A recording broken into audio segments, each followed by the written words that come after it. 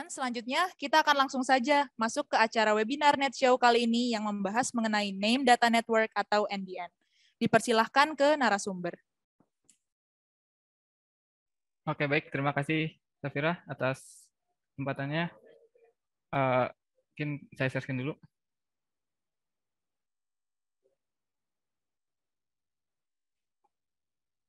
Mungkin sebelum kita mulai, ini ada sedikit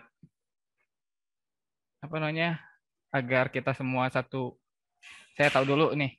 Sebenarnya yang kalian pikirkan tentang arsitektur internet itu apa sih? Nah, di sini ada kayak semacam platform gitu untuk mempermudahkan saya. Jadi teman-teman bisa akses menti.com, terus masukin kode 11755913. Nah, itu isi aja sebenarnya apa yang ada di pikiran kalian saat mau mengikuti acara show ini. Nah, ini linknya juga akan saya taruh di chat.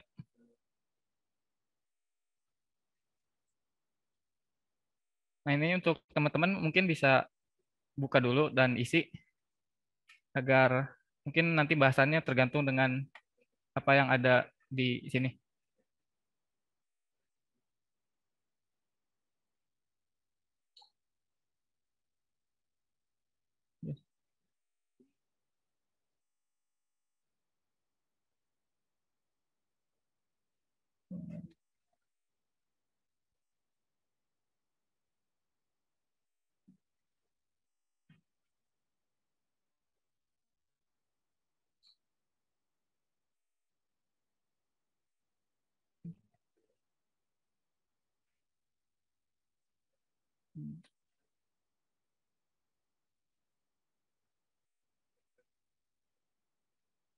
Aduh, analisis data keren banget. Arsitektur analisis data dulu, ya itu harus dipikirkan sih. Kumpulan kabel-kabel. Ah, ini anaknya layar fisik banget. Kabel-kabel. Banyak jaringan. Fisik.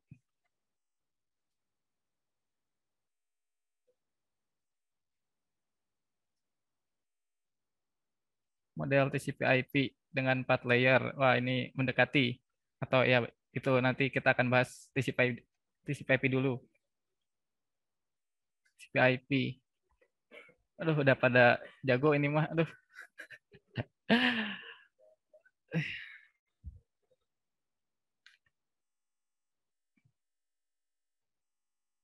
Bit data. Wah, ini juga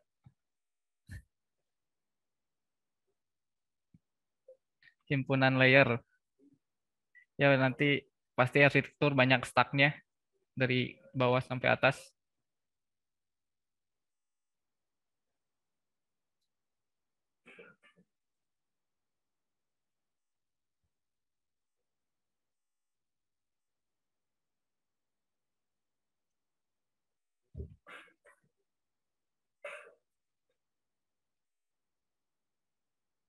Oke, ini nanti kita tunggu sampai 7.43 lah ya, 2 menit lagi. Karena ini masih berapa nih?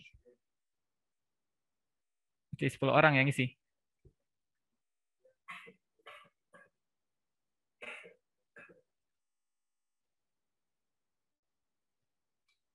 Basic data.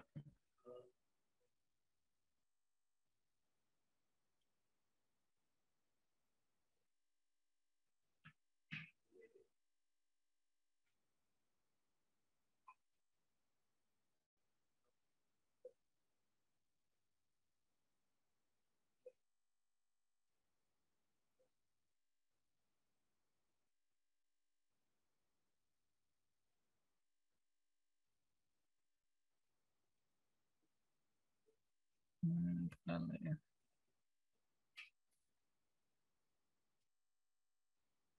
Oke, mungkin cukup aja kayaknya udah nggak ada yang isi lagi. Kita masuk ke materinya.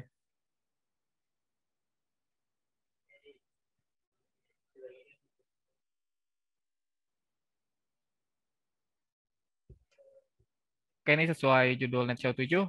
tentang name data networking. Mari berkenalan dengan salah satu kandidat arsitektur internet masa depan. Nah, jadi tentu saja apa namanya konsep untuk internet masa depan itu ada banyak dan name data networking ini merupakan salah satunya.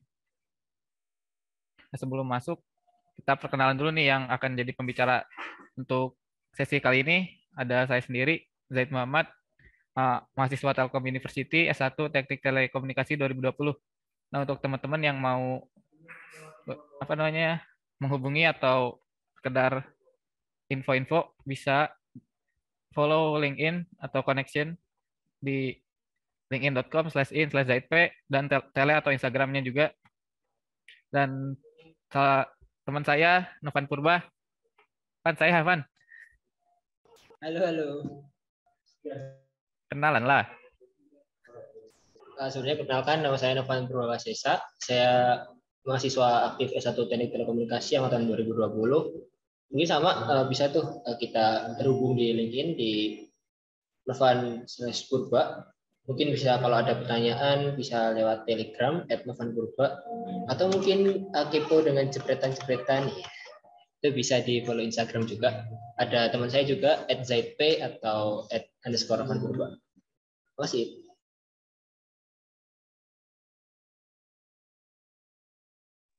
Selanjutnya karena kita ngebahas tentang jaringan masa depan, kita harus tahu dulu arsitektur yang sekarang. Mungkin tadi juga di Menti ada yang jawab, itu tentang TCP/IP stack. Jadi TCP/IP stack ini dia udah ngebahas semua dari layer bawah sampai atas, di mana di network interface itu ada dari ini tentang pengkabelannya. Jadi yang bilang banyak kabel dan lain-lain itu ada di layer bawah. Terus yang perangkat-perangkat itu juga fungsinya sebenarnya ada di layer bawah, kecuali nanti dia akan punya softwarenya masing-masing. Nah, itu bisa ke layer atasnya. Terus di ini juga ada kayak Ethernet, Wi-Fi, itu ada di network interface. Jadi itu mungkin yang sering kita temui. Kayak misalnya kabel UTP, kabel kabel antena, itu semuanya ada di network interface. Dari namanya juga antarmuka jaringan. Dan itu ada juga tadi yang bilang bit and frame, itu ada di layer bawah ini. Jadi di layer network interface ini dia ngebahas tentang fisiknya,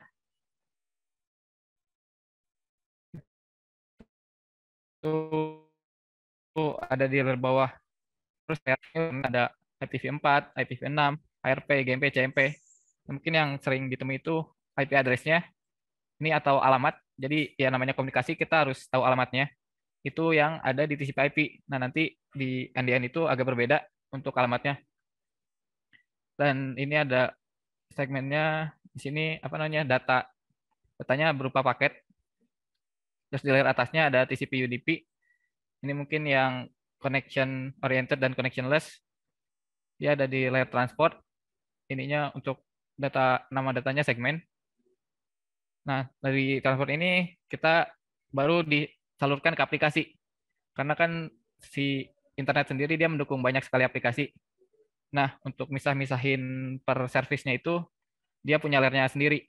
Di mana aplikasi ini termasuk kompresi dan enkripsi, dan kayak HTTP itu kan buat website itu ada di layer atas, dan yang lain-lain ini kayak SIP H323 ini buat yang voice.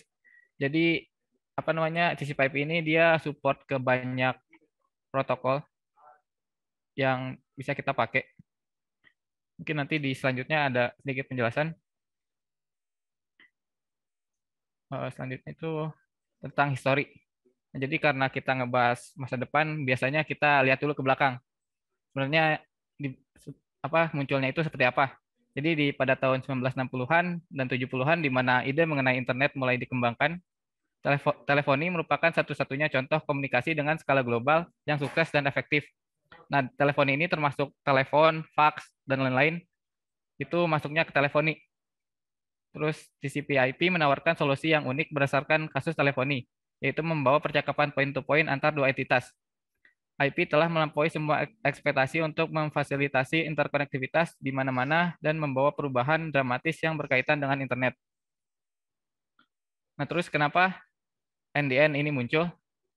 Jadi teknologi internet yang berkembang pesat juga mempengaruhi fungsi dari internet. data seperti video, musik, teks bertebaran di mana-mana. Nah, jadi kalau telepon itu kan dia harus tahu dulu dia mau nelpon kemana. Tapi yang sekarang itu kayak YouTube, kita kan video itu nggak harus tahu YouTube itu di mana.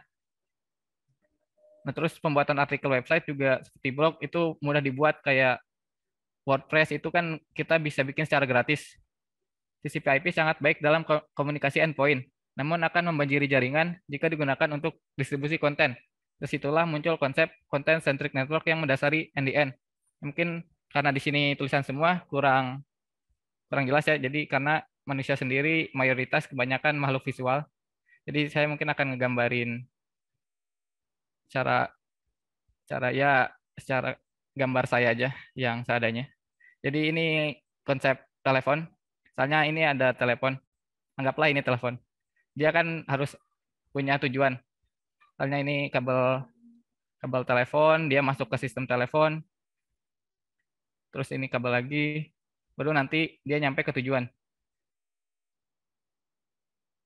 Nah, ini yang disebut komunikasi endpoint. Jadi antara sumber, atau ini kita sebut A, ini yang disebut B. Nah, ketika si A mau nelpon ke B, dia harus tahu dulu alamat si B di mana sih. Nah, nanti dia akan terhubung, dan itu kan jadi si A itu harus tahu B dan B harus tahu A. Itu awal-awal komunikasi jarak jauh. Nah, tapi sekarang itu zamannya agak berbeda karena internet sendiri mensupport hal ini. Jadi misalnya ada komputer, ini kita sebut A lagi, dia masuk ke misalnya router, dia masuk ke router lagi, terus ya kita ada banyak lagi. Jadi kita gambar awan. Nah, terus ada di sini ada tujuannya si B. Nah, anggaplah si B ini ternyata YouTuber.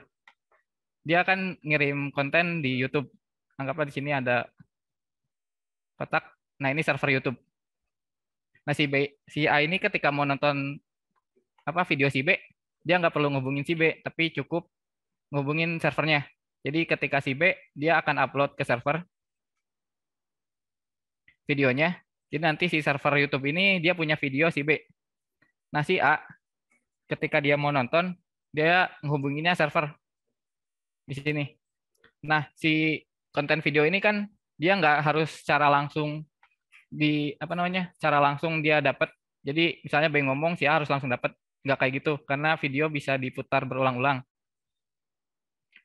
Nah, dari sini tuh, misalnya server ini ada di Amerika, sedangkan si A itu ada di Indonesia. Itu kan bakal jauh.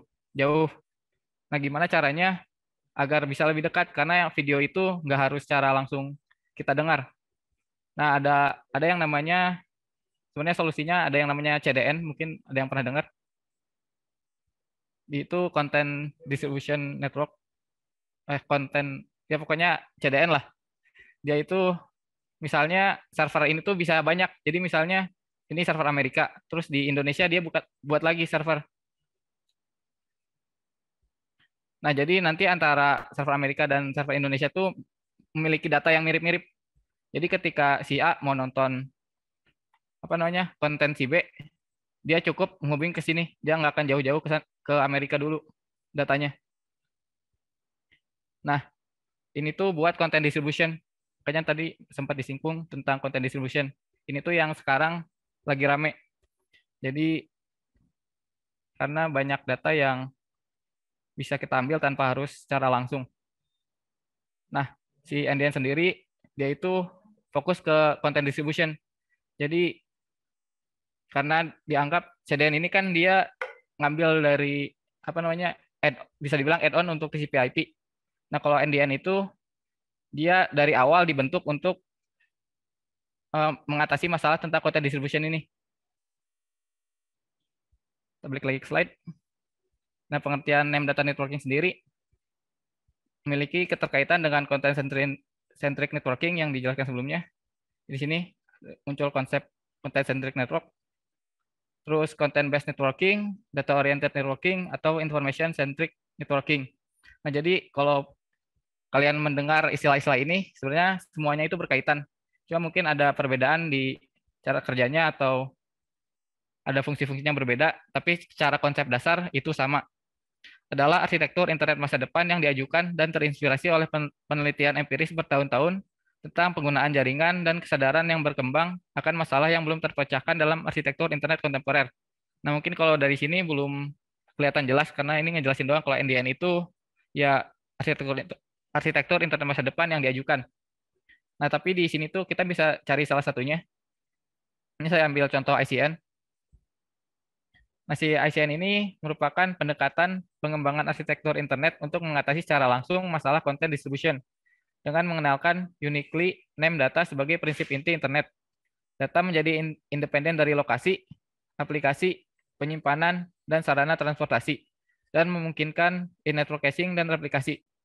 Nah, ini dua in-network caching dan replikasi ini yang juga menjadi dasar dari NDN itu sendiri.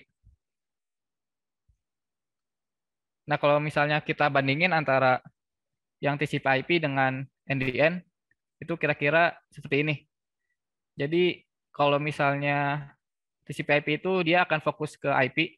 Jadi, walaupun aplikasinya berbeda-beda, dia pasti butuh alamat tujuannya, di mana alamat tujuan itu menggunakan IP.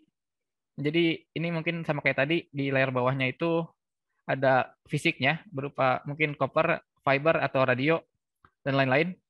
Di atasnya ada layer selanjutnya sampai Ethernet, baru ke IP, dan ini tuh kayak semuanya itu pasti nyambung ke tengah-tengah.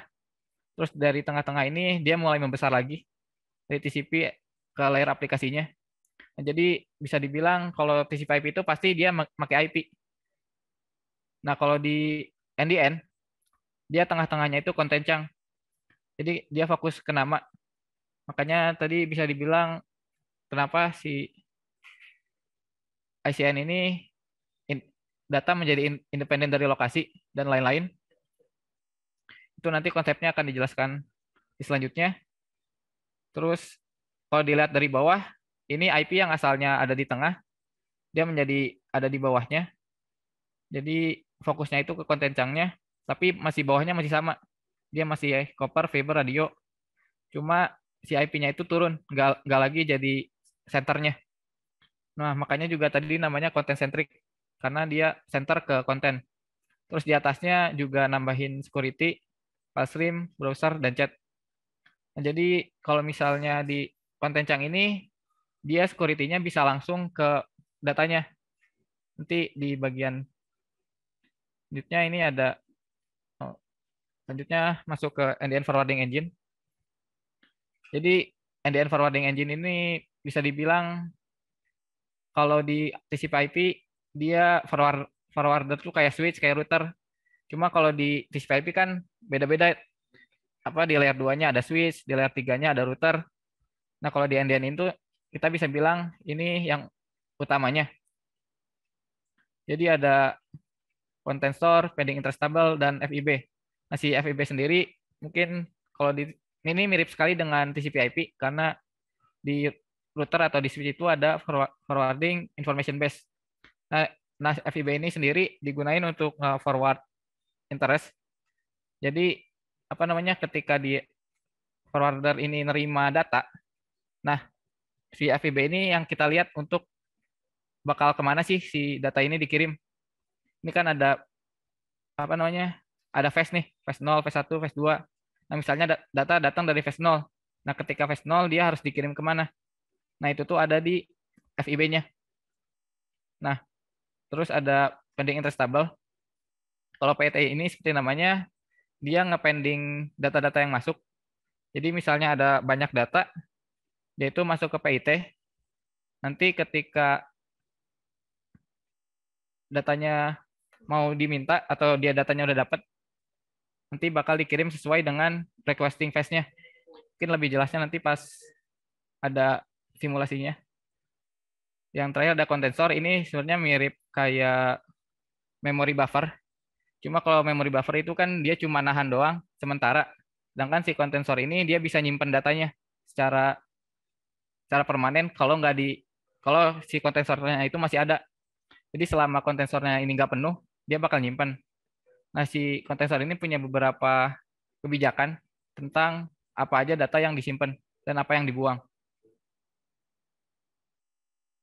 Nah, mungkin untuk lebih jelasnya kita harus tahu dulu tipe paket data yang ada di NDN. Nah, kalau di NDN sendiri dia ada 2 jenis paket data. Yang pertama ada interest paket. Jadi interest paket ini kayak request atau permintaan. Kita kalau mau minta konten, itu namanya interest paket. Di mana interest paket ini terdiri dari nama kontennya, selector, dan env. Jadi env ini lebih ke agar tiap interest itu berbeda-beda atau kode unik lah bisa dibilang. Selanjutnya ada data paket atau ini paket konten yang dimintanya. Itu ada konten name-nya, ada signature. Jadi ini yang signature sign info ini untuk security-nya. Jadi apakah benar data ini sesuai dengan apa yang server punya. Terus terakhir ada datanya. Nah, jadi tadi yang ketika data masuk ke phase 0 itu tuh biasanya interest paketnya. Nah, interest paket dia langsung disimpan di PIT. Terus kita lihat FIB-nya. FIB-nya dia dikirim kemana, misalnya phase 2. Nah, itu kan ngirim interest paket. Nah, misalnya datanya juga pasti datang dari phase 2 kan. Nah, nanti dari phase 2 dia ngecek PIT-nya. Sebenarnya yang si data yang diminta ini dia di request sama phase berapa. Nah, nanti keluar dari sesuai PIT-nya. Nah, ini untuk contoh simulasinya. Ini IP forwarding biasa. Ini ada dua klien dan 1 server. Jadi misal si klien ini sebut aja klien A, dia ngebuka adaptivenetworklab.org. Dia ngirim ke router pertama. Nah, ini sebut aja klien B, dia ngebuka website yang sama, adaptivenetworklab.org. Ini ada paket atau pesan biru dan pesan kuning. Ini dua-duanya dikirim ke server.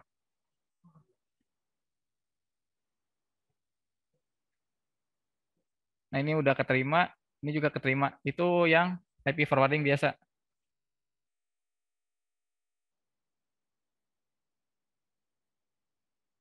Terus bagaimana dengan NDN? Nah, misalnya ini kita ada tambahan, ini klien A, ini tetap klien B, yang ketiga ini klien C. Nah, misalnya ini namanya kita sesuaikan aja sama yang ada di NDN. Jadi kita /adaptive/site. Klien A ngebuka ini, ada pesan biru. Terus dia dikirim ke router pertama. Nah, di router pertama ini nanti ada PIT-nya atau pending interest table. Yaitu nge-record ada request ke adaptive site di phase 0. Jadi anggap aja di sini phase 0, sini phase 1, ini phase 2, dan ini phase 3. Nah, si klien yang B juga dia minta. Nah, ketika si pesan coding ini nyampe di router 1, dia itu nambahin si request phase-nya. Jadi ada 0,2. Jadi yang minta itu yang minta /adaptive/site ada dari 0 sama dari 2. Nah, kalau di NDN sendiri, karena di sini udah nge-record, dia si pesan kuning nggak akan dikirim ke router 2 ini. Dia cuma nambahin si PIT-nya aja. Nah, makanya ini hilang. Dia cukup ada pesan biru doang yang nyampe ke server. Mana server ini nanti akan ngebales. Dan di sini juga PIT dari si router 2. Nah, di sini jadi cuma ada 1 paket doang yang dikirim. Nah, ketika dia router 1, dia itu akan ngecek si PIT-nya. Oh, ini ada 2 phase nih yang minta, dari 0 sama 2. Jadi nanti ini akan direplikasi ke 2 phase ini. Nah, jadi ini salah satu keuntungan dari NDN, di mana yang sebelumnya itu kan dia ngirim 2 paket ke server, sedangkan di sini tuh cuma satu paket saja, di mana nanti si router 1 akan ngereplika si paket datanya. Nah, salah satunya juga ada kontensor. Jadi misalnya ini klien C, dia juga ngebuka /adaptive site. Nah, dia bakal ngecek kontensornya. Tadi kan si adaptive site pernah dibuka nih sama si router 1. Jadi ketika tadi yang data dikirim ke belakang, kalau dia kontensornya aktif, dia bakal nge-cache. Dan ketika dia udah ada, dia langsung dikirim. Jadi dia nggak perlu lagi ke si servernya. Nah, itu salah satu keuntungan juga. Jadi kalau misalnya CDN itu kan ada server khusus. Nah, kalau di NDN ini dia nyebutnya in-network caching, di mana setiap router itu bisa nge-cache data. Dan mungkin salah satu perbedaannya kalau kita ulang, kalau di IP forwarding, si masalah routingnya itu antara klien dan server itu dia harus punya. Jadi si klien dan server harus tahu jalurnya kemana. Oh, kalau misalnya dari klien kan harus dilempar ke router 1, dari router 1 ke router 2, dari router 2 ke server. Dan server juga harus tahu mau ke kliennya gimana. Misalnya dari server ke router 2, dari router 2 ke router 1, baru nanti nyampe kliennya. Tapi kalau di NDN, yang perlu tahu routingnya itu hanya klien ke server. Jadi si klien ini harus tahu data ini dikirim ke router 1 ke router 2, dan router 2 ke server. Tapi ketika si server yang ngirim, dia cukup ngelihat si PIT-nya. Jadi dia akan forwarding berdasarkan PIT. Karena PIT ini udah tahu siapa yang minta. Jadi ketika dia nerima data, oh dia kirimnya ke fast 0. Dan di sini kirimnya ke 02. Jadi nggak harus tahu lagi, si server tuh nggak harus tahu routing ke kliennya.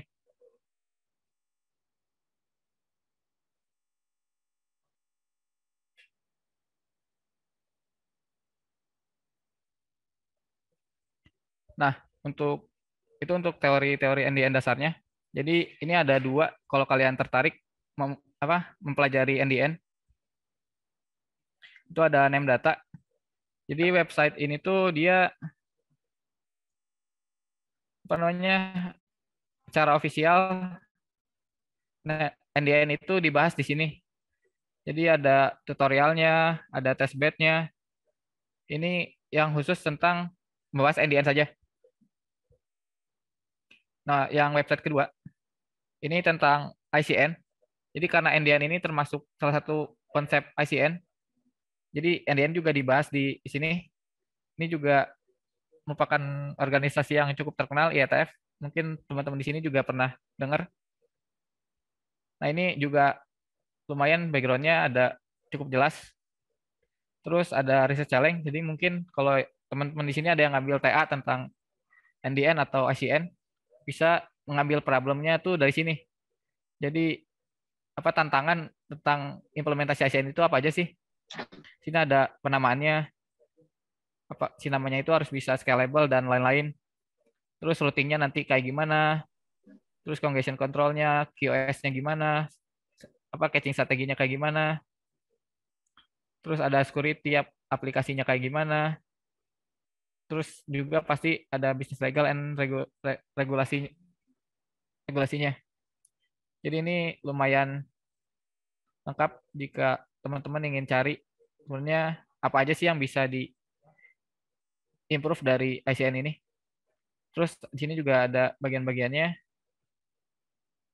Kalau kita lihat dokumen, kita bisa lihat sebenarnya riset ICN itu udah sampai mana aja.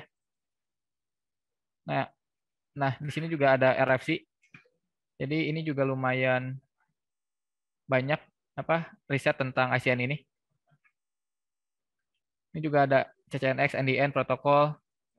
Jadi kalau mau ngebahas ICN dan kawan-kawannya, ini lumayan lengkap website ini. IETF, data tracker, ETF.org, RG, ICNRG, /about.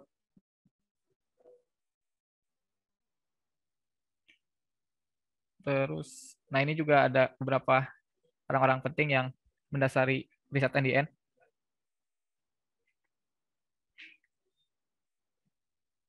Nah itu mungkin untuk teorinya.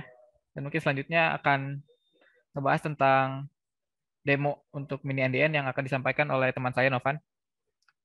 Untuk Novan bisa dipersilakan.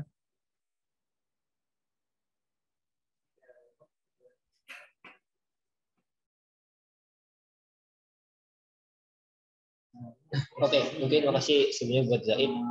tadi saya jelasin juga tentang teori tentang NDN itu gimana, caching itu gimana, terus arsitekturnya itu bagaimana dan sebagainya.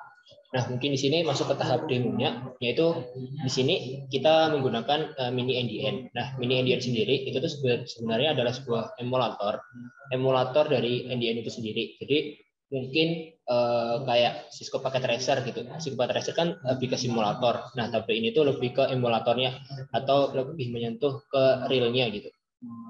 Nah, si mini NDN ini sendiri itu tuh berjalan di Ubuntu atau di Linux. Tapi memang kebanyakan dari source dari luar di GitHub-nya itu ada yang pakai GitHub bisa, pakai Ubuntu bisa, pakai Fedora juga bisa, CentOS juga bisa. Tapi memang kebanyakan itu pakainya Ubuntu. Nah, terus untuk mini NDN ini itu membutuhkan 3 dependensi utama. Yang pertama itu tuh ada Mininet. Mininet mungkin Mininet adalah emulator jaringan yang berjalan di Linux. Lalu NFD, nah NFD sendiri itu adalah sebuah forwarding untuk si NDN. Terus ada NLSR, mungkin kalau kita itu jaringan yang saat ini itu seperti routing protokolnya, kayak OSPF kalau di jaringan saat ini. Jadi itu NLSR itu routing protokol yang ada di NDN. Mungkin untuk jelasnya akan dijelaskan di slide berikutnya. Nah, ini adalah 3 arsitektur utama. Yang pertama itu ada Mininet. Mininet adalah network emulator yang membuat virtual host, switch, controller, dan link. Mininet host dapat menjalankan software Linux dan switch-nya mendukung software defined network atau SDN. Mungkin dari teman-teman juga udah mulai kenal kan yang namanya SDN. Nah, terus yang kedua itu tuh ada NDN Forwarding Daemon atau NFD. Jadi yang sudah saya jelaskan tadi di slide sebelumnya, NFD itu adalah network forwarder yang mengimplementasikan NDN protokol. Jadi si NFD ini tuh fungsinya sebagai forwardernya. Lalu yang terakhir itu ada Name Data Link State Routing Protocol atau NLSR. NLSR itu seperti routing protokolnya sudah saya jelaskan tadi di slide berikutnya, di slide sebelumnya. Itu routing protokol yang berfungsi untuk mengisi routing information base. Mungkin itu adalah 3 dependensi utama yang digunakan untuk menjalankan mini NDN. Karena jika salah satu ini itu tidak diinstal waktu kita di Ubuntu itu, maka tidak akan berjalan. Karena nanti saat menjalankan mini NDN akan ada pengecekan apakah NFD sudah terinstall dan NLSR sudah terinstall atau belum. Nah, terus cara instalasinya gimana? Nah, sebenarnya cara instalasinya cukup mudah, yaitu kita tinggal clone aja di GitHub yang sudah disediakan, yaitu GitHub-nya itu kurang lebih seperti ini. Jadi kita tinggal clone saja GitHub-nya di Ubuntu, yaitu dengan komen git clone, yaitu lalu link GitHub-nya https://github.com name data mini ndn.git. Mungkin buat teman-teman juga yang mau belajar tentang mini ndn bisa diinstal di sini. Itu ada beberapa contohnya. Di sini juga dijelaskan bahwa udah ada topologinya juga. Topologi defaultnya ada topologi yang mungkin lebih gede itu ada Gian, ada Geo Hyperbolic Test, mini ndn Kaida, mini ndn Kupa. Nah, di sini mungkin sudah disediakan oleh mini ndn. Lalu di sini juga sudah disiapkan komen untuk menjalankannya. Kurang lebih seperti itu. Mungkin nanti bisa di-search di GitHub-nya, di GitHub ini dia. Nah, lalu setelah kita menjalankan git clone, lalu kita tinggal install. Nah, di sini install di sini itu ada 2 metode. Yang pertama itu dengan PPA-nya atau Personal Package Archive, atau menggunakan source. Source di sini itu adalah source dari pihak luar. Jadi itu yang sudah saya sebutkan tadi di slide yang ini, itu tuh dependensi Mininet, NFD, NLSR. Itu sebenarnya kita bisa menginstal di web yang sudah disebutkan oleh teman saya tadi, yaitu web yang atas ini, https namedata.net. Nah, di situ tuh sebenarnya kita ada cara untuk melakukan instalasi bagaimana sih dependensi yang diperlukan oleh NFD, NLSR. Jadi ada dependensi tambahan untuk menginstal si NFD itu sendiri. Jadi kita tidak langsung menginstal NFD, tapi kita harus menginstal beberapa dependensi yang mendukung NFD itu sendiri. Nah, oleh karena itu mungkin kalau install satu-satu itu agak rumit. Maksudnya kita akan bingung juga apa yang sudah diinstal atau belum. Nah, oleh karena itu kita bisa menggunakan komen /install.sh min y. Di sini min y untuk skip komen yang masukkan y atau yes or no. Lalu min search. Nah, ketika kita melakukan min search, itu akan langsung menginstal dependensi semuanya, yaitu NFD, NLSR, Mininet, dan dependensi dukungan yang digunakan oleh ketiga dependensi utama ini itu akan diinstal secara otomatis satu persatu. Jadi kita tidak perlu lagi menginstal satu persatu, kurang lebih seperti itu. Jadi kita tinggal ketikkan komen ini, langsung kita bisa tinggal atau bisa melakukan pekerjaan lain dulu sambil menunggu instalasi mini NDN itu selesai. Nah, untuk durasi instalasi mini NDN itu biasanya sekitar 30 menit, dan itu tergantung dari koneksi internet kita juga dan resource yang kita gunakan. Nah, mungkin langsung saja. Nah, di sini topologi yang akan kita gunakan jadi seperti ini. Nah, di sini ada 3 router, ada 3 PC, dan ada 1 produser. Nah, di mini NDN sendiri itu sebenarnya kita tidak bisa mengidentifikasi mana sebagai PC dan mana sebagai router, cache, dan mana sebagai produser. Nah, kita itu mengidentifikasinya secara mandiri. Biasanya kalau di mini NDN, kalau kita menggunakan PC biasa atau customer kita sebagai klien, itu kita menonaktifkan yang namanya metode caching yang sudah dijelaskan oleh teman saya tadi di awal, yaitu caching yang untuk penyimpanan datanya sementara itu. Nah, lalu untuk produser juga kita nonaktifkan karena dia kan sebagai produser. Maksudnya produser di sini adalah si penyedia datanya itu. Jadi server lah kalau istilahnya sekarang itu servernya gitu. Lalu ada node A atau router A, B, CAN, dan D, dan C ini tuh sebagai router cache-nya. Mau seperti itu. Nah, mungkin kita bisa langsung aja masuk ke demonya. Udah kelihatan CMD-nya kan?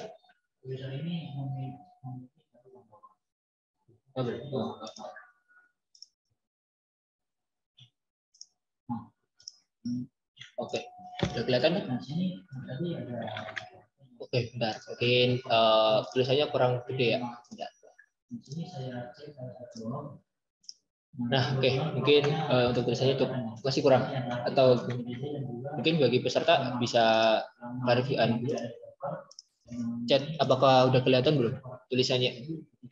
Jadi ini tuh sebenarnya mungkin tadi kan saya bilang ini tuh mini NDN ini tuh berjalan di Ubuntu. Terus kenapa kok saya bisa menjalankan ini di Windows? Nah, itu sebenarnya ini tuh saya ngeremote server yang ada di lab untuk melakukan menjalankan mini NDN ini. Jadi sebenarnya base-nya ini adalah tetap Ubuntu gitu. Nah, mungkin di sini saya sudah menyediakan si mini NDN-nya. Jadi setelah kita melakukan git clone tadi, itu akan ada folder yaitu mini NDN. Nah, folder mini NDN ini sendiri itu nanti bakalan ada folder tambahannya kurang lebih seperti ini. Nah, untuk instalasi sebenarnya mudah. Kita tinggal seperti yang saya sebutkan tadi di awal, install.sh min y, setelah itu min source, yaitu untuk melakukan instalasi menggunakan source code. Nah, karena di sini saya sudah melakukan instalasi, karena takutnya kalau diinstal sekarang itu bakalan memerlukan waktu yang lama, jadi saya sudah mempersiapkan mini NDN di Ubuntu ini. Nah, lalu di sini percobaan akan melakukan ping, yaitu seperti bertukar data seperti yang dipraktekkan oleh teman saya tadi. Dan kita juga bisa melihat bagaimana kelebihan NDN yang dengan caching yang seperti yang sudah disebutkan oleh teman saya dan menggunakan tanpa caching. Nah, tanpa caching di sini itu kan seperti jaringan saat ini gitu. Nah, mungkin yang pertama kita harus menonaktifkan dulu PC-PC yang sudah saya buka tadi di awal, yaitu PC 1, 2, 3. Karena di mini NDN itu kan kita tidak bisa memilih mana sih yang mau jadi PC, mana yang mau jadi produser. Jadi mungkin untuk gampangnya kita itu bisa melakukan menonaktifkan yang namanya si PC-nya itu tadi. Di sini contoh PC 1 untuk kita menonaktifkan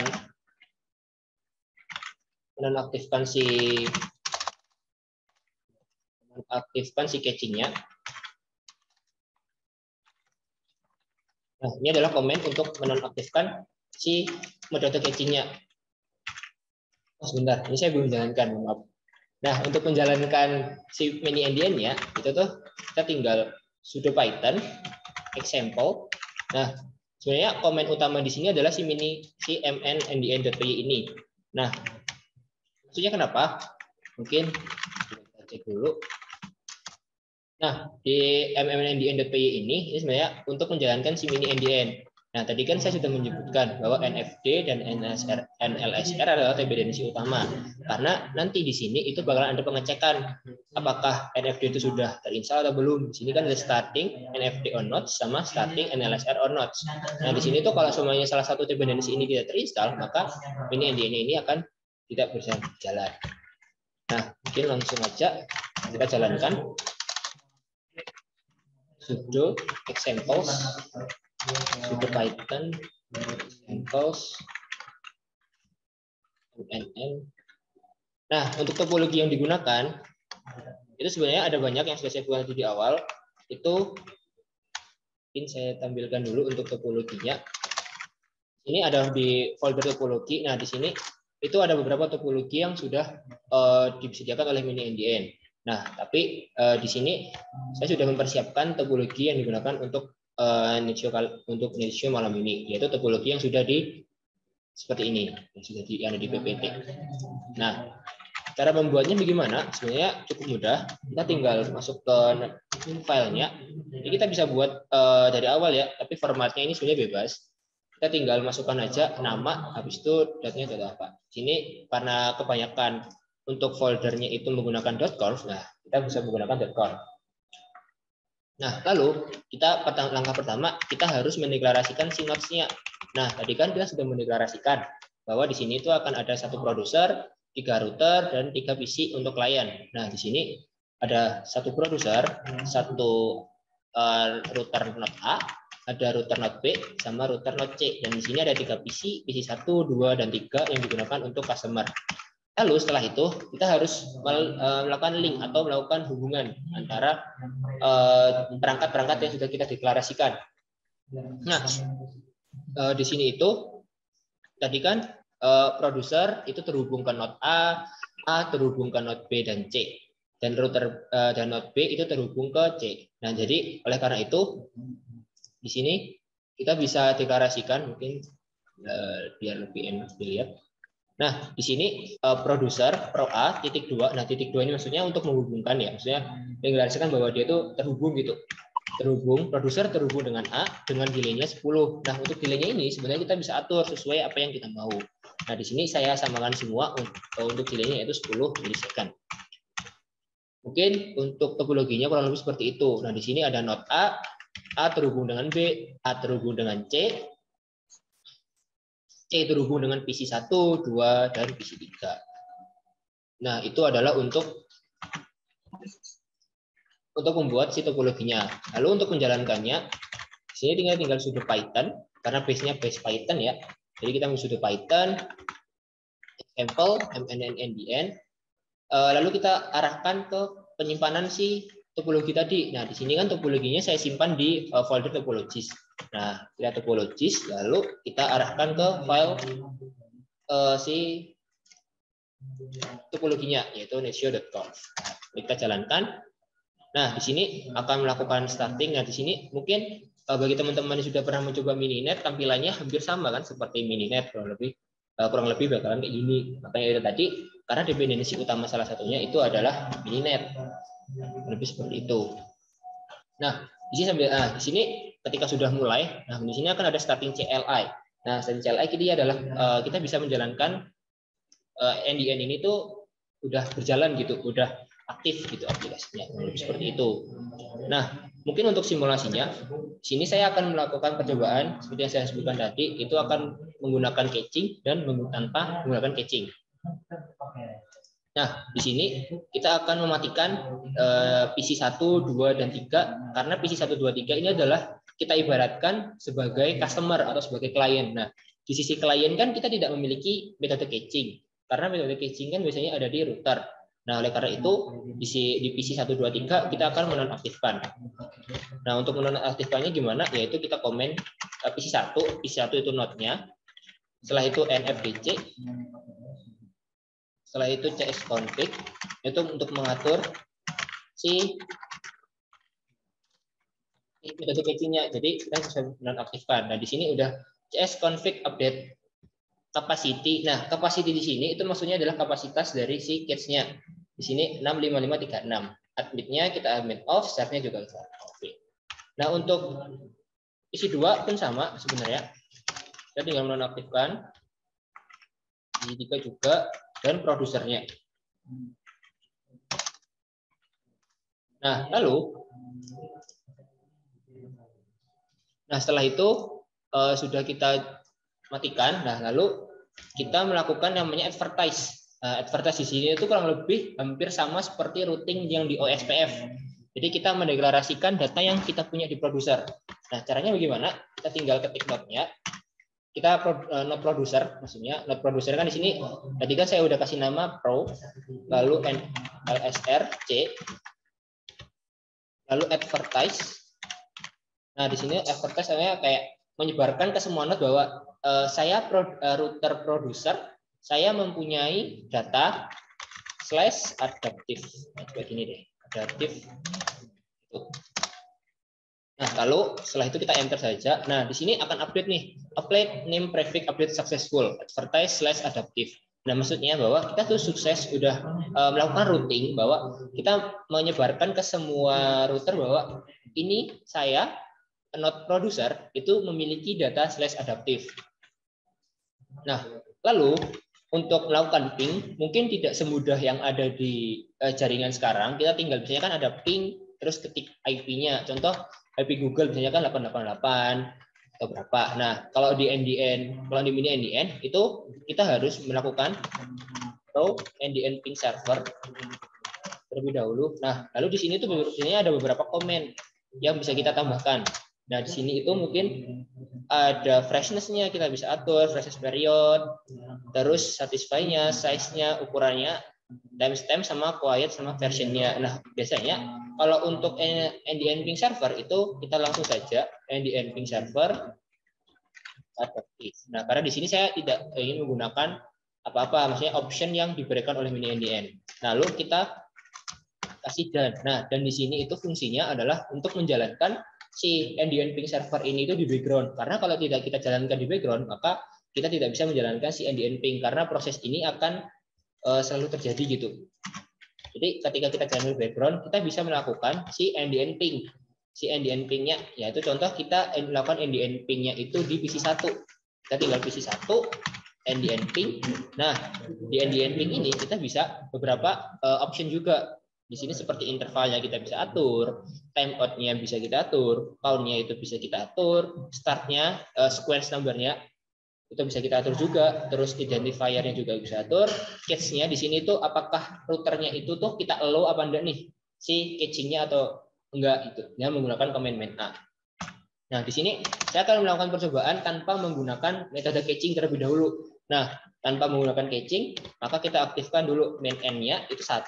Kenapa kok sequence-nya 1? Nah, karena biar urut gitu, biar 1, 2, 3 kayak sequence kan antrian tuh. Jadi biar bisa 1, 2, 3. Nah, kalau kita tidak tuliskan sequence-nya, nanti itu mulainya itu akan yang ditampilkan di layar itu akan random. Bisa saja ping ke 1000, bisa saja ping ke 100, bisa saja ke ping berapapun gitu. Nah, untuk membuktikan bahwa caching ini tuh seperti apa, nah kita bisa menggunakan main n 1 agar si data yang terkirim itu urut gitu. 1, 2, 3. Nah, habis itu main n, terus main t supaya kita bisa print timestamp with message-nya. Nah, lalu kita bisa paketnya si adaptive tadi. Nah, lalu kita bisa lakukan enter. Nah, di sini kita bisa lihat bahwasanya untuk sequence-nya, nah di sini kan urut nih 1, 2, 3. Karena tadi kita bisa menggunakan mulai dari 1. Nah, mungkin bisa dilihat juga dari si time-nya itu tuh sangat besar gitu, kayak 62 milisecond, rata-rata sekitaran 60-an.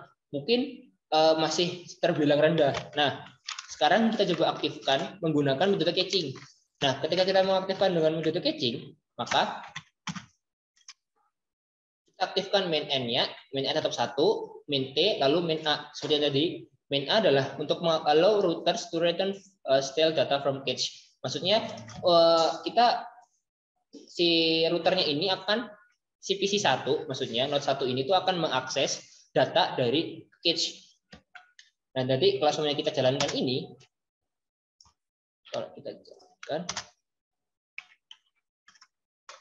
Nah, itu time yang kita dapatkan itu akan lebih rendah. Yang awalnya itu 60 akan berubah menjadi 20. Karena apa? Mungkin saya jelaskan di sini.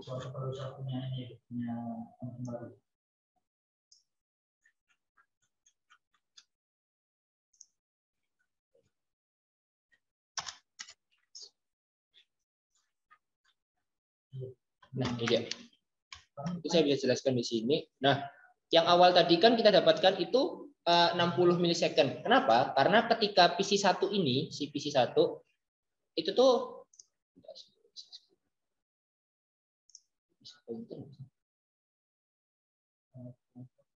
oh nggak bisa ya. Oke deh. Oh kita unmute. Bisa unmute ya. Oke dah. Nah, mungkin dari PC1 ini, itu kan tadi kita meminta data slash adaptif tuh. Nah, ketika kita nonaktifkan si cachingnya, maka si PC1 ini akan meminta data ke produser. Oleh karena itu, time-nya itu akan menjadi 60 milisecond tadi, seperti yang sudah ditampilkan di hasil runningan tadi. Nah, tapi ketika kita main A-nya itu kita aktifkan, maka PC satunya ini akan mengambil data dari si node terdekat. Node terdekat itu adalah node C. Nah, di sini node C ini adalah router cache. Nah, itu adalah kelebihan dari NDN. Salah satunya yaitu bisa mengurangi delay atau time-nya atau RTT-nya. Karena yang awalnya itu kita harus berkomunikasi, kita harus mengambil data dari produser, kita bisa mengambil data dari router terdekat yang mempunyai data yang kita inginkan. Nah, data yang kita inginkan adalah si router C yang ada di router C tadi slash adaptif. Nah, slash adaptif itu sudah tersimpan di node C. Oleh karena itu si PC1 itu akan langsung meminta di node C atau router yang cache terdekat. Mungkin sebagai bukti kita juga bisa buktikan lagi. Kita coba ke PC2. Kita aktifkan metode cachingnya. Nah, ketika kita aktifkan metode cachingnya, maka time yang didapatkan juga sama, sekitar 20. Seperti yang ada di PC1 tadi. Karena itu tadi, karena datanya itu sudah didapatkan dari node terdekat, yaitu node C. Tapi ketika kita menonaktifkan si cachingnya, nah datanya ini akan langsung diminta dari produser yang time-nya akan bertambah, yaitu menjadi 60-an milisecond. Kurang lebih seperti itu untuk kelebihan dari NDN itu sendiri sebenarnya. Jadi yang awalnya datanya itu kita harus meminta data yang dari PC1 itu ke produser, kita bisa mengakses datanya itu langsung dari node terdekat. Jadi kita tidak perlu memerlukan waktu yang cukup banyak, kurang lebih seperti itu. Begitupun sama seperti yang sudah disebutkan oleh teman saya, ketika ada PC lain yang meminta data yang sama, itu tidak perlu mengambil dari produser. Nah, tapi kita hanya bisa mengambil datanya itu dari si node caching terdekat, yaitu si node C itu tadi. Nah, tapi sebenarnya itu juga diatur oleh yang namanya caching strategi. Nah, itu tergantung dari cache strategi yang kita inginkan. Kurang lebih seperti itu.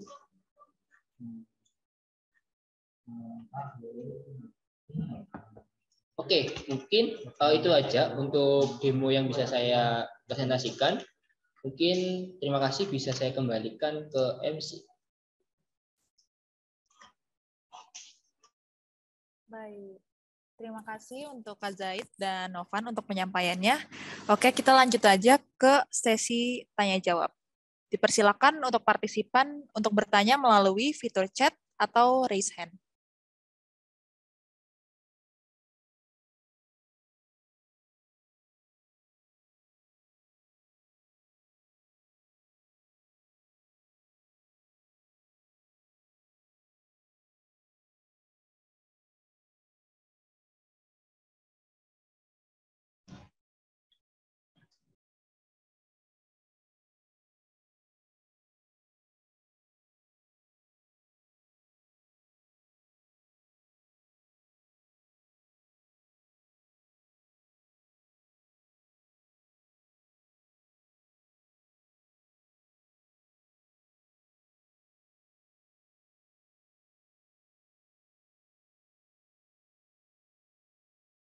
Ya, silahkan Rafsanjani.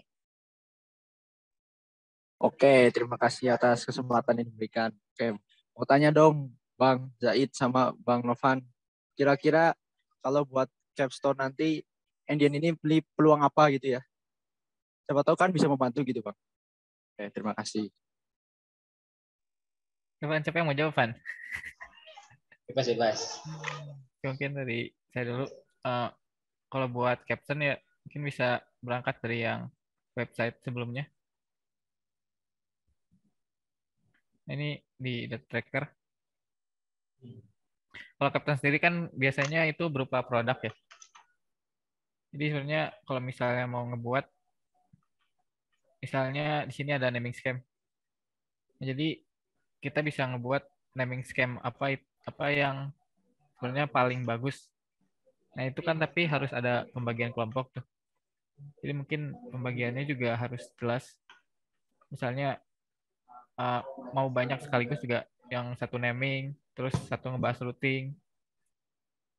Itu nanti pasti karena dia satu konsep, dia bakal nyatu. Dan pasti kalau misalnya di NDN ini tujuannya untuk memperbaiki kualitas jaringannya. Ini juga tentang caching strategi, ini juga lumayan bisa dipakai.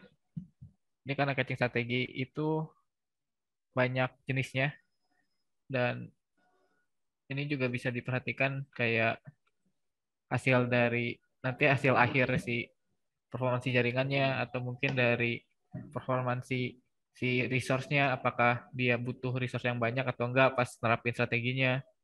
Itu juga masuk ke QoS. Jadi nanti dari caching, QoS itu, dan congestion control, dia bakal nyatu semuanya. Terus dari security juga di NDN masih bisa banget untuk dicari. Terus aplikasi dan desain API. Ini kalau misalnya kita bisa ngebuat aplikasi yang jalan di NDN, itu bisa banget jadi caption. Dan untuk sekarang kebanyakan NDN sendiri dipakainya untuk IoT. Itu mungkin bisa dicari, akan banyak salah implementasi NDN di IoT. Mungkin itu sih kalau dari saya. Mungkin sedikit tambahin ya.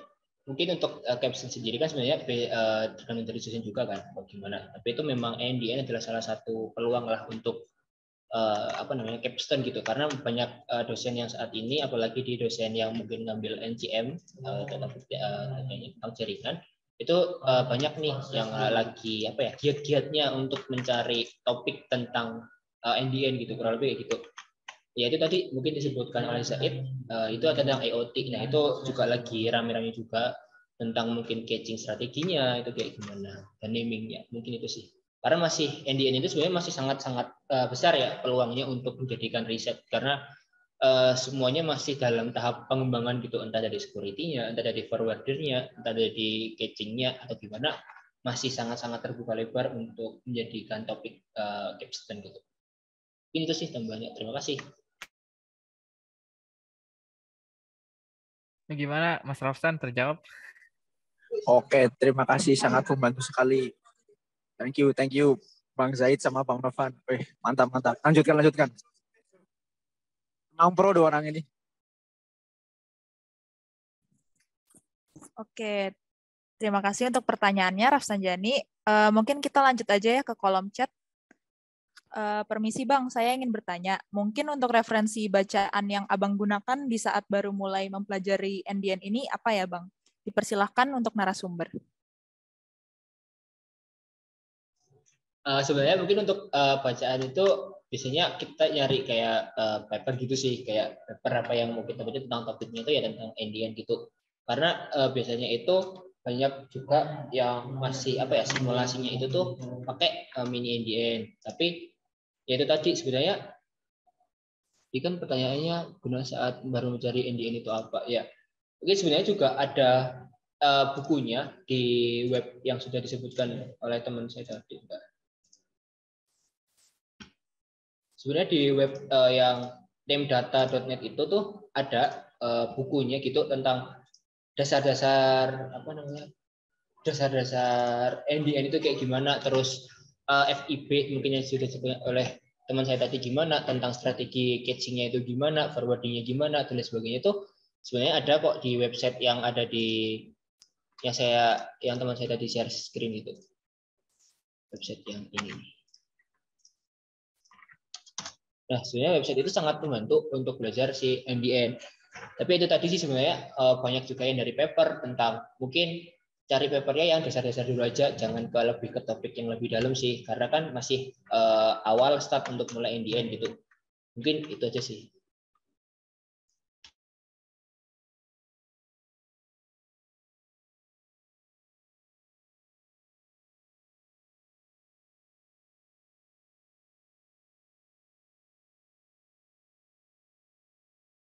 Oke, terima kasih untuk Mikey untuk bertanya. Selanjutnya apa ada yang mau bertanya lagi? Dari yang lain silakan raise hand atau bisa menggunakan fitur chat ya.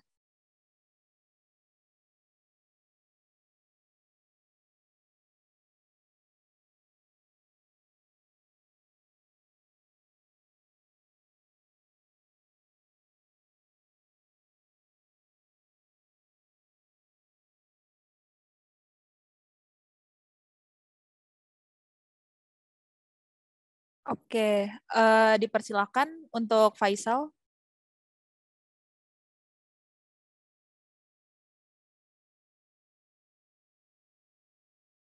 Halo Faisal, apa bisa on mic untuk menyampaikan pertanyaannya?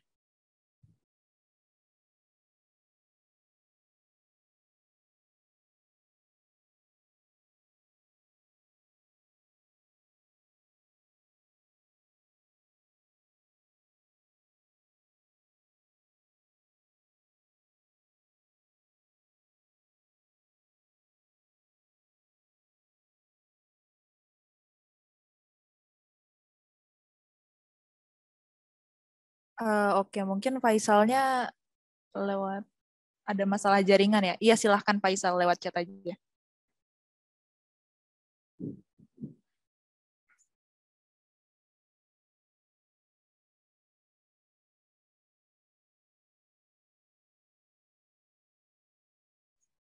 Oh, mungkin kita lanjut ke pertanyaan dari Ihwan dulu. Permisi Bang Zaid dan Bang Novan, bisa sharing-sharing nggak tentang riset NDN yang sedang dijalani sekarang ini? Dipersilahkan ke narasumber. Mungkin kalau riset nggak akan bisa bilang terlalu banyak. Cuman riset saya dan Novan itu kebanyakannya di catching strategi. Jadi gimana kita cari cara si catching itu bisa memiliki performa yang baik. Jadi yang normalnya itu mungkin kita pernah dengar teori tentang LIFO kayak first in first out atau last in first out. Itu kan apa kalau di NDN catching itu kayak data ini ketika kontensornya penuh, data apa yang harus dibuang. Jadi kalau misalnya first in first out itu kan dia data yang pertama datang dia yang akan dibuang. Nah, kalau LIFO mungkin data yang terakhir yang akan dibuang. Terus kayak yang sering itu LFU atau list frekuensi itu tentang jadi apa namanya yang frekuensinya paling sedikit dia akan dibuang. Itu terus strategi itu ngebahas apa namanya si data itu apakah harus disimpan di semua router. Tadi kan misalnya topologi yang tadi ada 3 router. Nah, si data ini harus disimpan di router yang mana? Nah, itu salah satu riset tentang caching. Mungkin itu siapa yang tadi yang nanya? Ikhwan. Kayak gitu tentang riset yang dijalani.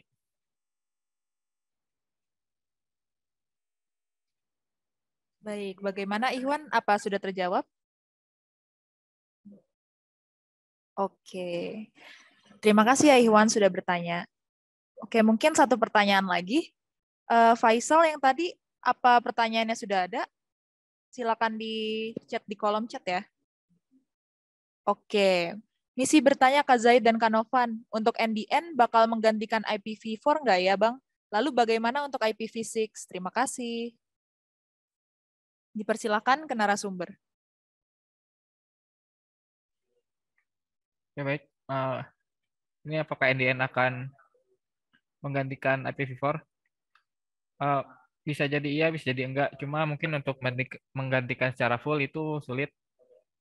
Karena IPv4 sendiri sekarang walaupun udah habis ya tetap aja dipakai. Dan NDN sendiri dia bisa jalan di atas IPv4. Jadi walaupun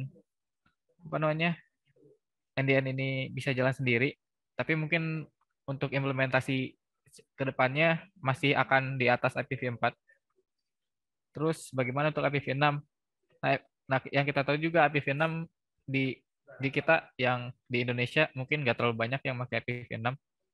Walaupun basic dasar-dasar IPv6 itu kalau dilihat secara konsep dia jauhnya memiliki konsep jaringan yang lebih advance dari IPv4. Tapi IPv4 sendiri dia masih merajai internet sekarang. Jadi mungkin untuk kedepannya masih kita nggak bisa pastiin apakah dia akan ngegantiin IPv4 atau enggak. Cuma risetnya masih berjalan sampai sekarang dan mungkin seperti itu. Baik, bagaimana Faisal? Oh iya, sudah terjawab ya berarti. Oke, mungkin ada lagi yang mau bertanya? Disilahkan lewat kolom chat atau bisa juga raise hand ya.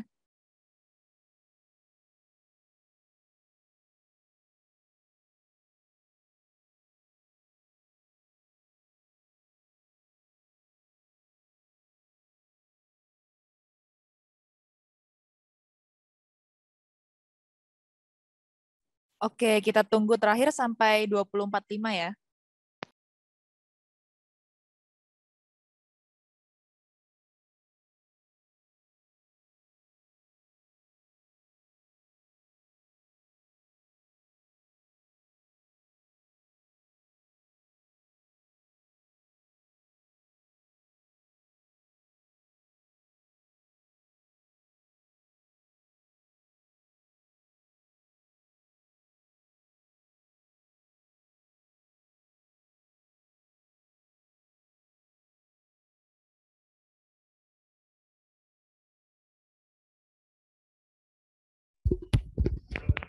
Oke, ini ada mungkin pertanyaan terakhir dari Mas Haidar.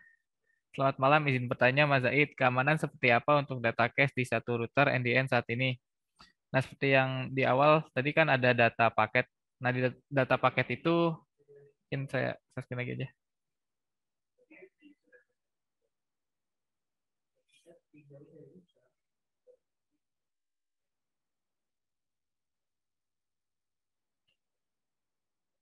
Nah, di sini ada data paket, itu ada signature dan sign info. Ini security yang paling dasarnya dari NDN. Jadi tiap data paket itu punya security atau tanda pengenalnya masing-masing. Jadi untuk tahu si konten ini benar apa enggak, dia itu ada signaturnya dan ada sign infonya. Ini kan ada publisher ID, kelokator dan lain-lain. Jadi ketika ada user yang minta, si signatur dan sign infonya itu harus sama. Jadi ketika dia beda, mungkin itu datanya udah nggak benar. Itu buat si cachingnya. Jadi tiap data itu pasti akan punya ini, kedua ini. Jadi gitu Mas Haidar. Pak sudah terjawab.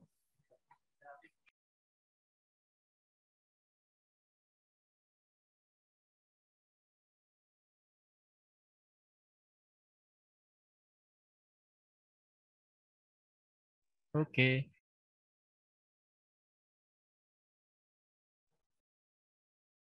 Oke, mungkin itu akan jadi pertanyaan terakhir untuk sesi tanya jawab kali ini. Baik, terima kasih kepada Kak Zaid dan Kak Novan selaku narasumber malam hari ini. Rasanya webinar Net Show kali ini kayak komplit banget melengkapi hari Jumat kita semua sebelum weekend. Terima kasih banyak, Kak Nova dan Kak Zaid, sangat insightful, dan tentunya banyak ilmu yang bisa diambil oleh kita semua. Terima kasih banyak juga untuk audiens yang sudah bergabung pada webinar malam ini. Dan tentunya, silakan teman-teman dapat mengisi link feedback yang akan di-share di kolom chat untuk masukan acara Net Show selanjutnya. Baik, Tolong diisi ya feedback-nya. Silakan.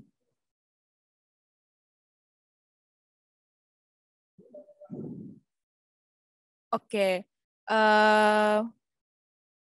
Mungkin setelah kalian mengisi link feedback-nya, tentunya kami ucapkan juga terima kasih sekali lagi yang sudah hadir dalam acara webinar NetShow hari ini. Senang sekali bisa bertemu Telutizen secara virtual, meskipun virtual ya, tetapi mudah-mudahan kebaikan dan kebermanfaatannya bisa kita manfaatkan nantinya.